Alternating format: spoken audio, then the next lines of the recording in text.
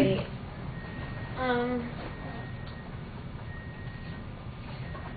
After seeing these images, you can see obviously that there's an increasing problem in the way women are portrayed in the mass media of advertising.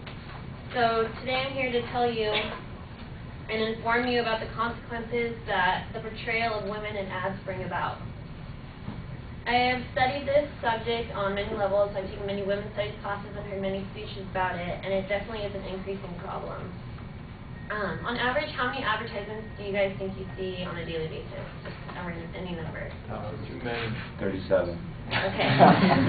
The numbers really, it varies, but according to the Advertising Agency of America, it's between 400 and 600. But a lot of people say it's between 1,000 and 2,000. Either way, you're surrounded by them all day, so there's a vast influence in everyone's lives, whether you say it is or not. Today I'll be discussing the ways in which women are portrayed, some statistics on the effects that it does have, and evidence as to how it connects with the increasing problem of body image in our society. The first thing I would like you to do, I'm going to show you some advertisements, and I just want you to think about what you think when you see these.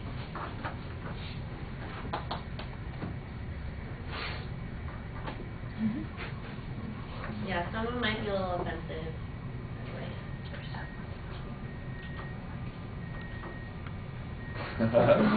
Wow. These are real advertising guys. These aren't like banned or anything.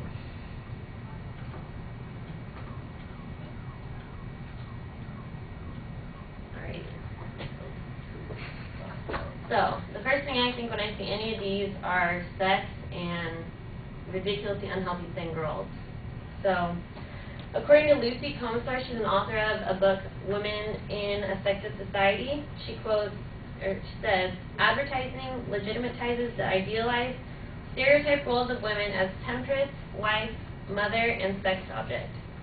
Anyone can flip through any magazines you look at, from Men's Health to People to Playboy, and you'll see plenty of these images everywhere. Now these are both bathing suit ads. This is obviously from a long time ago, the one of Marilyn Monroe. And just compare the different body images. She's obviously not fat by any means, but that considered today is just an average woman, and she was looked at as a beauty icon back in her day. And on your right side, that's considered normal. I think that looks good, which shows that I'm personally guilty of letting society judge for me what is normal.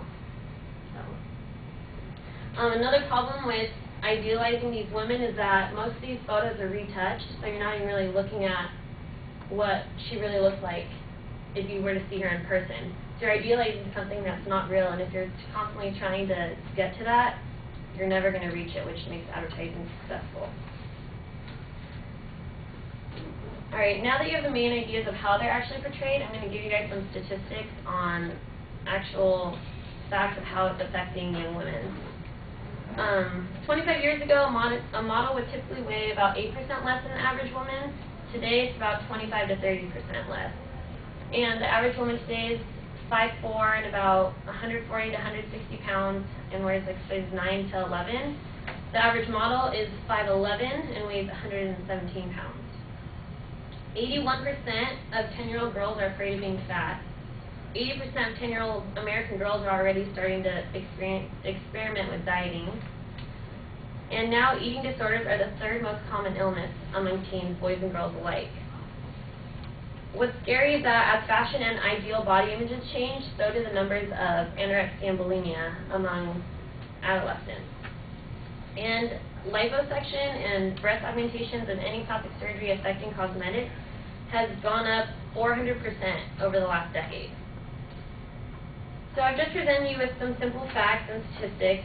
Now I'm going to explain to you how it's actually affecting society. In a 1992 study, it was just like that video I showed you in the beginning said. After viewing some magazines, 70% of the female students felt depressed and inferior and left the room a little bit more upset than when they walked in. It's constantly making you unaware of your reality of like how your body should be, and you're just constantly striving, like I said, for something that's virtually impossible. So, another study, it's concerning plastic surgery. It says just among teens alone, so this is 18 and under, it has increased by almost 50%, and that was in 1996 and 1998. And obviously today, plastic surgery is much more prevalent than it was then, so that number is already pretty scary. So, what do you guys, like, do you agree that, what do you see when you see Marilyn Monroe? She looks chunky. You think she should see? And that's sad, because she's like a size 7 to 9, and that's pretty average, but, and then this, what do you guys see?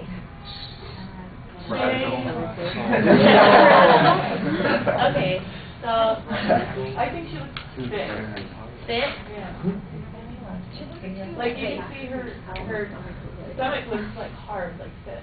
So it's really good. Yeah, yeah. See, so it varies, but just Except for the size, alone, like fat compared It to is fit. 12-year-old size. And those, they're not that different, other than she's obviously a lot smaller. But they were both seen as beautiful in one point. It's just it's where we are in our lives that differentiates those, and we're allowing the mass media to say that looks good, that looks bad. So today, I basically just told you how women are portrayed in advertisements, some statistics about ESX, and the unfortunate consequences that girls and boys alike face. It's detrimental to their health, to their self-image. It leads to jealousy, nervousness. It leads to just more negative than positive things. So I'm going to end in a quote from Jean Kilburn, who's a very well-known activist in women's rights through the media. And she says, ads sell a great deal more than products. They sell values, images, and concepts of success and worth, love and sexuality, popularity, and overall normalcy.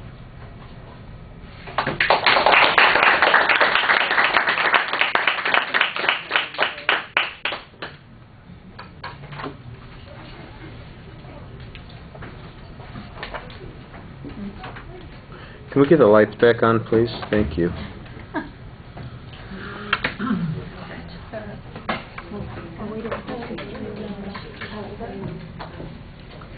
Nicholas, what'd you think? I thought it was overall pretty good. She knew what she was talking about. It grabbed my attention and kept my attention throughout the entire speech. Perhaps for the wrong reasons there. I think the thesis statement was a little unclear. I didn't really get the thesis statement, but overall it was a really good speech. I liked it.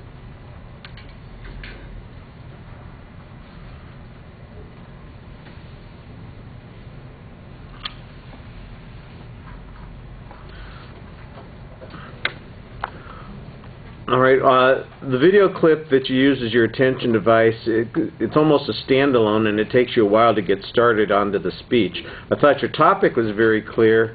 I did think that you had a clear thesis statement, and you had an excellent preview of what the content was going to be. When you get to the content, you have a lot of statistical information, you've got a lot of examples, and then there appears to be some factual data. We're not getting sources for the vast majority of that material.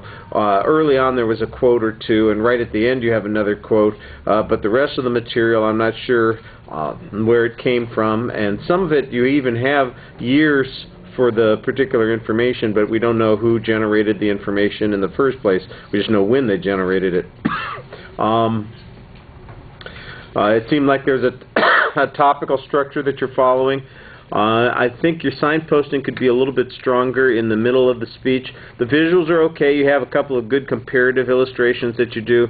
I think maybe you overdo it a little bit on all the examples of the sexual images.